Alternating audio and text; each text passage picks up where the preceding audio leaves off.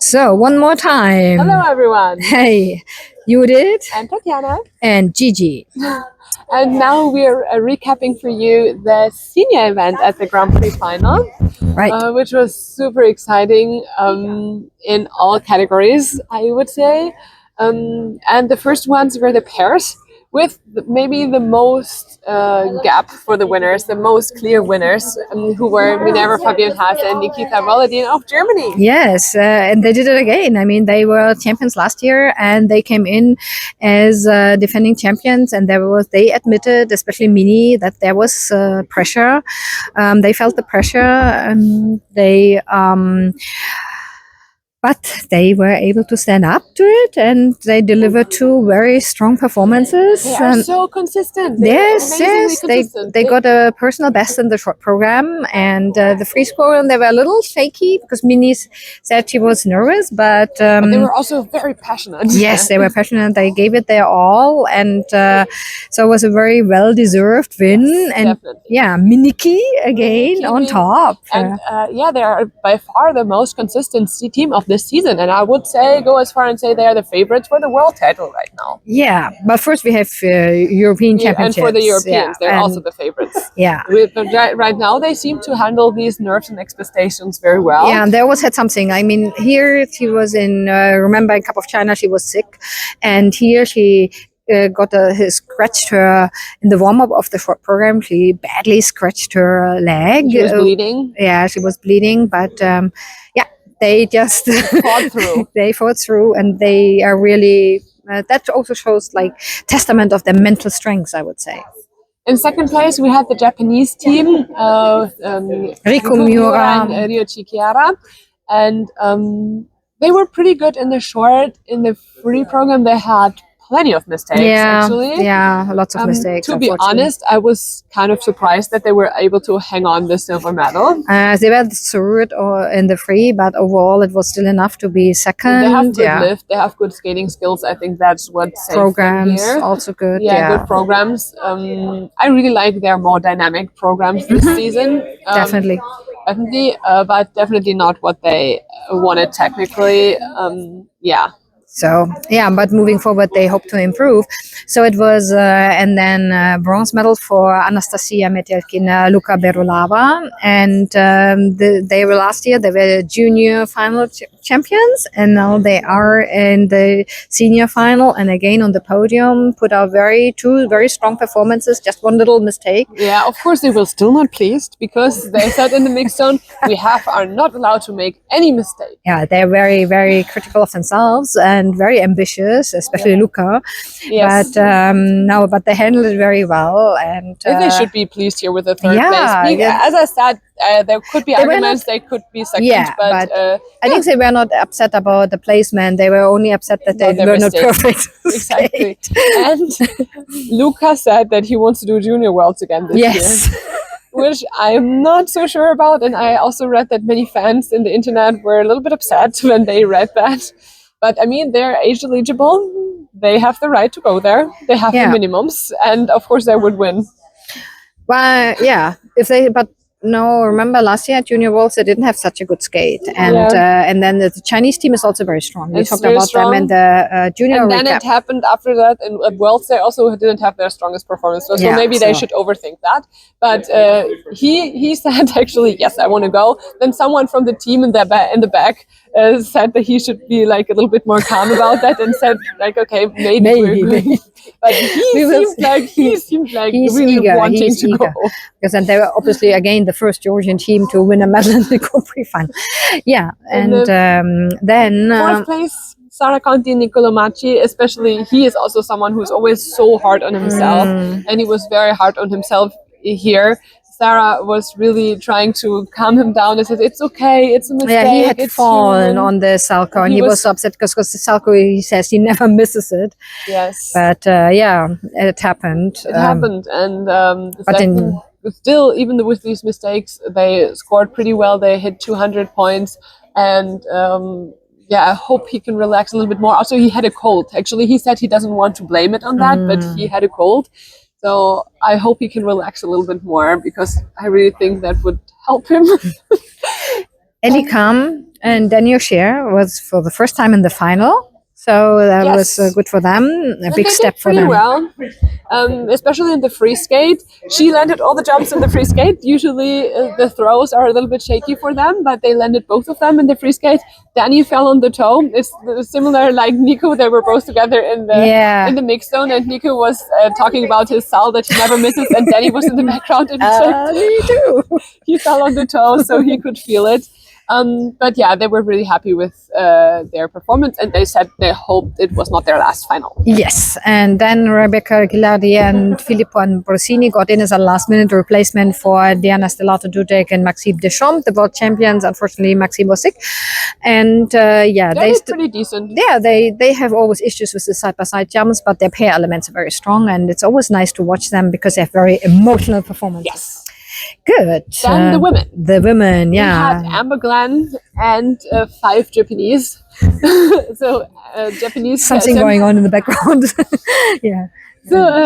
So we had Amber Glenn at Japanese nationals. Yes, she was like, and she won. She won. Yeah, and that was really something amazing. I think it was. I was happy for everybody, but I was probably most happy for Amber. Yes. Because it's really the story she's had, everything she's been through, and then coming out now and starting to win these major events. Being so great. Consistent, and you can really see her mental strength improve so much, because she wasn't perfect, especially in the short, but she held it together. Yes, even though if she had like short little mistakes, she can hold it together. She keeps fighting, and I think that's the difference from the previous seasons. And she was by far the deserved winner, especially the free skate. She had a beautiful triple axel. That was great. One of the best I think I've ever seen from a woman. Yeah. Yes. And very proud of her. And she said in a very diplomatic Amber way, and we love her for that, she's proud of everyone. Yeah, and I think everyone can be proud indeed. Mone Chiba was the most consistent of the Japanese skaters. So she was a top Japanese skater. Yes, she was second here. She had a few little mistakes with under rotations, but and I think a little step out in the free skate. I think that was it. Otherwise, she was clean. Her very, very 2 beautiful programs, and I think deserved the best Japanese woman here. And all these Japanese skaters, they are so scared of nationals. They were all saying, "Okay, this is like a practice for nationals." Nationals, yeah, it's like of course, very, very competitive in Japan, and the most competitive nationals, even more competitive than Russian nationals in the senior right now, I would say. Yes, but I think for Mone, it can be very helpful that she was the best Japanese here, because the world team selection is not only based on Japanese nationals, but also on the previous results. And I think being the best Japanese woman sets up Mone together with Kaori very well to be selected for the world's team. The 3rd spot, I think, is widely open. Yeah, and Kaori, you just mentioned her. Kaori had not her best day in the short program. She fell on her combo, and but then she recovered. She had a very strong free skate. There were also some under rotations, but under rotation were quite the judges were giving out quite a lot of under rotations. Yeah, especially in the men's event. We'll come to that in a moment. But so overall, it was really a joy to see how Kaori was giving it all in her performance and her all that jazz and fought back, and so they got the bronze. Akaba Higuchi also fought back in the free program. She also had a fall in the short, and she really fought hard in the free and got 4th place. Then in 5th place, we had Hana Yoshida, who had, unfortunately, quite many mistakes in the free skate, step outs here and there, and that dropped her in the standings from 3rd after the short. And Rino Matsuike, had also mistakes in both programs. They were all very good, but just these few mistakes make the difference. At that level, this is then what happens when you have only 6 skaters, right? And the ice dance, and of course, never this season an ice dance event that goes as planned. And this time, or what you think or expected. I mean, you can't say it's planned. It's what we expect. Exactly. And this time, unfortunately, Piper and Paul had a big mistake in the rhythm dance. He fell in the pattern step. Yeah, the element it's one of the most costly mistakes you can actually make in the rhythm dance. It cost them over 10 points, I think. Yes, yeah. They had only 72 and they were buried down in the rankings. And even though they had the second best free dance, they could only make out one placement overall and ended in 5th. So that was a bummer for them. But they fought back very well in the free dance and didn't let the bad rhythm dance affect them too much. But so it was Madison Chock and Evan Bates who won their second consecutive title and put out 2 very strong performances. Yes, very solid overall. Their rhythm dance, they keep improving their rhythm dance. They put out another song, which I think is a smart idea. They keep working on it and it keeps getting better. And personally, I know a lot of people love this free dance. I personally don't really connect with the music, but I think it's a matter of taste. Yeah, I think jazz fans really love it. Yeah. And I think, regardless if you like the music so much or not, you can see that how they do it. They dance and how they show their skills, and they are just great ice dancers. In second place, we had the team from Italy, Charlene Ingenia and Marco Fabri, who said they finally now can put this devastating free dance from France behind them. And they really needed this 2 solid skates.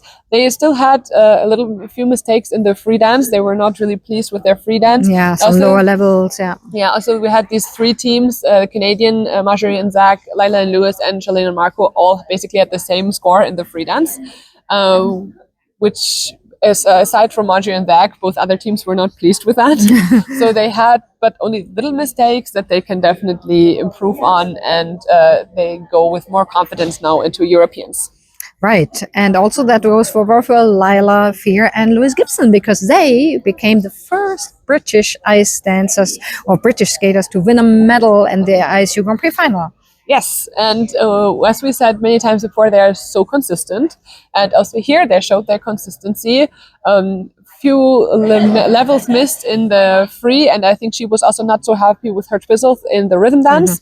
But the consistency showed paid off, and they won the medal deserved. Yeah, nice. And then Marjorie Ladra, Zachary Laga, they also put out 2 very strong performances. Yes, especially in the free dance. Also in the rhythm dance, they were a little bit disappointed about their score of 77, because they came off the ice and thought they had really delivered very strong. And this team is a team that can score, or scored around 82 in the past, and they only got 77. But they said it's most important for them that they felt well after the skate and that they are pleased. And in the free dance, then they were pleased with their skate and also with the score. Yeah, that's good. So we already talked about Piper and Paul. And then in the 6th place, where Evgenia Laporyova and Geoffrey Brissot, the French team that has been on the rise this season, won their first Grand Prix, was the first time in the final. And of course, the French home crowd was very enthusiastic to see them and cheer them on. And they also skated very well. And of course, a little story was with their rhythm dance, that the lyrics at the end with the "Oh those Russians" from the song, they put it back. Yes. Yeah, and they said they want to stick with that. Exactly, and I think they can be. I mean, it was kind of expected that they end up in last year. I think it was a big achievement for them to qualify, and they were happy. For them, it was good that they skated well, that they had good scores, and moving forward, their next goal is, of course, they eye the podium for Europeans. So then the men were the final event of the evening, and quad god Ilya Melinin did what he is known for and went for not less than 7 quads. It's a maximum amount that you are allowed to do. Yeah, and this is actually the most difficult program you can do, because not only he had the 7 quads, and then they had the triple axel as only in the combination, not as a solo. Well, you could do 2 quad axels. If he would exchange one of the other quads. But he is really at the max. So it was the most technically advanced program ever attempted by anyone. But the callers weren't so nice to him. Yeah, he got everything was Q or under rotated, and that was of course disappointing for Ilya. But he said he's going to clean up everything, and he was proud with his performance. he could be proud. Yeah. He can be, and it was enough to win, and so the risk paid off, and he showed that he is capable of a program with 7 quads. Yes, yeah. So and then Yuma Kageyama. Yuma also made a little error. Bigger error in both programs. He had one error. Ilya actually he fell on the 1 quad lats. To say this too, but true. But Yuma, his overall skating was very strong, beautiful, and he landed quad flip also. Yes, exactly. And he was, but he is also so strict on himself. Yeah, he was also not pleased at all. But he said, and it's the first time I've heard it from him, that he was so nervous. He was incredibly nervous. And he has to think he has to feel even more secure in practice to get over this. But yeah, he said that held him back. And he expects from himself a score of 190 in the free, but he was just short of that. Yeah, so Yuma, please don't be so strict for yourself. You did very well. Yeah, and then the bronze medal was Shun Sato from Japan. I mean, we were thinking earlier that the bronze medal is the most open because, of course, we had Ilya, we had Yuma, and so Shun was the one who got the bronze, his first medal in the second final.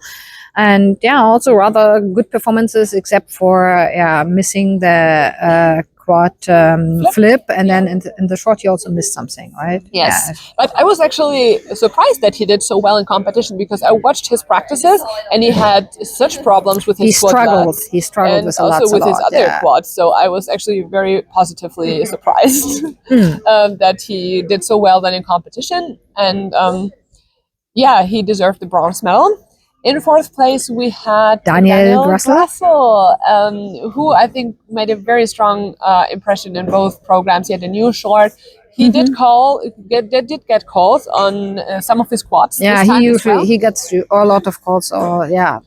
Most of the time, but nevertheless, for him it was a big step forward that he finally did. He was his goal to do 2 quads in the short program, and he did it. And he did them, and he had he didn't follow anything. So it was good for him. He was happy with his performance. He said he was very tired because he's just not used to so many competitions anymore. No, but so he's continuing his comeback at a high level. And then in 5th place we had Mikael Scheidorov, and he charmed the public here in France.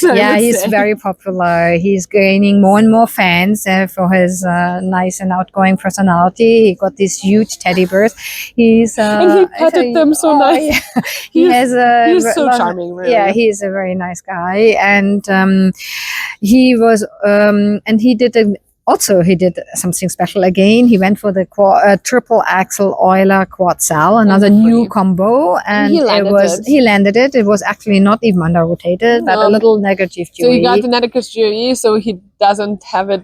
It's not officially ratified, but nevertheless, but it was amazing. It was good, and but he got a few other calls and also components not so high. Also, I think he really improved. Is really improving in his artistry, and we had the French public booing after his scores. They were the only one when they booed. They booed only his scores. They were not happy. It's very rare, I think, in figure skating that you hear actually booing. Oh, the French like to boo, but yes, that's true, but still it's very rare. But this was in their own competition. That was the only time we had a real booze, and that was for the score for Mikhail Scheidorov.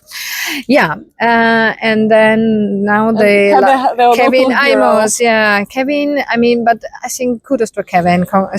He was really fighting through, and it was a lot of. He said he wanted mostly enjoy, put on a good show for his home crowd. This is the rink where he started skating. This is the rink where he trains most of the time. So for him, of course, that was a huge pressure, even so he wanted to enjoy it, but I think it did get to him in the end, so there were some mistakes. He said he wanted too much. In short, he said he had too much power. He went in with too much, and this is why too much energy. Too much energy. So he ended up making two costly mistakes in the short, and was not enough in the free skate to recover from it.